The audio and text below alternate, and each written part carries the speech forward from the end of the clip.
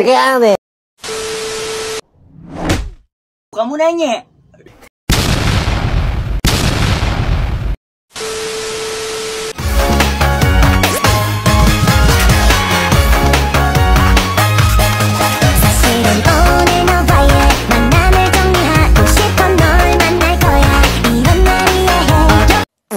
Jadi hari ini kita mau bahas bentuk LKM, Lembaga Keuangan Mikro. Yang pertama ada BPR atau Bank Perkreditan Syariah.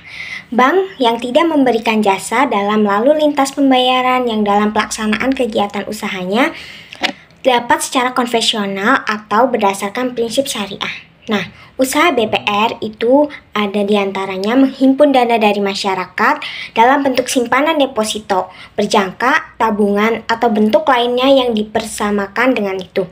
Yang kedua, ada memberikan kredit atau menyalurkan kembali kepada masyarakat atau biasa disebutnya nasabah kredit. Yang ketiga, menyediakan pembiayaan dan penempatan dana berdasarkan prinsip syariah bagi hasil sesuai dengan ketentuan yang ditetapkan oleh Bank Indonesia. Yang keempat, ada menempatkan dananya dalam bentuk sertifikat Bank Indonesia atau SBI, deposito berjangka, sertifikat deposito, dan atau tabungan pada bank lain. Yang kedua, ada BPRS atau Bank Pembiayaan Rakyat Syariah. Bank syariah yang dalam kegiatannya tidak memberikan jasa dalam lalu lintas pembayaran, sebagaimana dimaksud dalam Undang-Undang mengenai perbankan syariah. Persamaan BPR dan BPRS ini terletak pada jenis jasa yang ditawarkan. Keduanya memberikan jasa kepada nasabah di bidang keuangan, seperti tabungan, pinjaman atau perkreditan, deposito, dan lain-lain. Persamaan lain juga terlihat pada sisi teknis penerimaan uang, teknologi komputer yang digunakan, persyaratan umum pembiayaan, serta fungsi dan manfaat yang diberikan kepada masyarakat. Yang ketiga ini ada koperasi, yaitu suatu badan usaha yang beranggotakan orang-orang atau perkumpulan dari beberapa koperasi yang merupakan tata susunan ekonomi sebagai usaha bersama berdasarkan asas kekeluargaan dan demokrasi ekonomi. Kegiatan koperasi konvensional diantaranya yaitu menerapkan bunga yang dibebankan kepada para peminjam atau nasabah. Ada juga koperasi konvensional pengawasan hanya pada kinerjanya saja, yang artinya bahwa koperasi konvensional ini hanya diawasi kinerja oleh para petugas dan pengelola koperasi. Yang terakhir ada koperasi konvensional dalam penyaluran produknya melakukan sistem kredit, barang maupun uang, dan membebankan bunga kepada nasabah.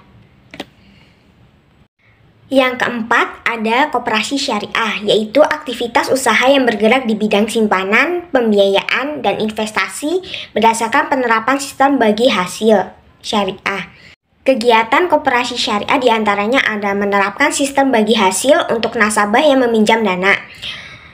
Yang kedua ada koperasi syariah pengawasan terhadap kinerja dan juga pengawasan terhadap syariahnya, karena pada koperasi ini prinsip-prinsip sangat penting sehingga kejujuran dari para pihak koperasi sangat diperhatikan dalam pengawasan ini. Tidak hanya pihak koperasi tetapi juga dari aliran dana dan pembagian hasil pun juga ikut diawasi. Yang ketiga, ada tidak mengkreditkan barang-barangnya sehingga transaksi jual beli. Yang ketiga ada tidak mengkreditkan barang-barangnya sehingga transaksi jual beli atau yang sering disebut dengan murabahah berlaku pada koperasi syariah. Uang atau barang yang dipinjamkan kepada para peminjam tidak dibebankan bunga, melainkan bagi hasil yang diterapkan pada koperasi syariah. Yang terakhir ada penerima dan penyalur zakat dan nasabah diwajibkan untuk mengeluarkan zakat. Yang terakhir, yang kelima ada lembaga jasa atau pembiayaan. Di antaranya ada perusahaan asuransi. Perusahaan yang memberikan jasa-jasa dalam penanggulangan risiko atau kerugian, kehilangan manfaat, dan tanggung jawab hukum pada pihak ketiga karena peristiwa ketidakpastian. Yang kedua ada tabungan asuransi pensiun atau TASPEN, adalah badan hukum yang mengelola dan menjalankan program yang menjanjikan manfaat pensiun. Yang ketiga ada bursa efek atau pasar modal, tempat jual beli surat-surat berharga. Yang keempat ada perusahaan anjak piutang, yaitu badan usaha yang melakukan kegiatan pembiayaan dalam bentuk pembelian atau pengalihan serta pengurusan piutang.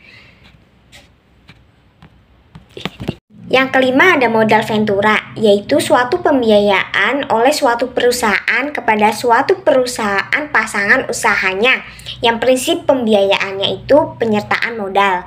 Yang keenam ada pegadaian, yaitu suatu usaha yang memberikan pinjaman bagi nasabah dengan jaminan yang bergerak. Yang kelima ada perusahaan sewa guna atau leasing, adalah pembelian secara angsuran. Terima kasih. 그대는 선물입니다. 하늘이 내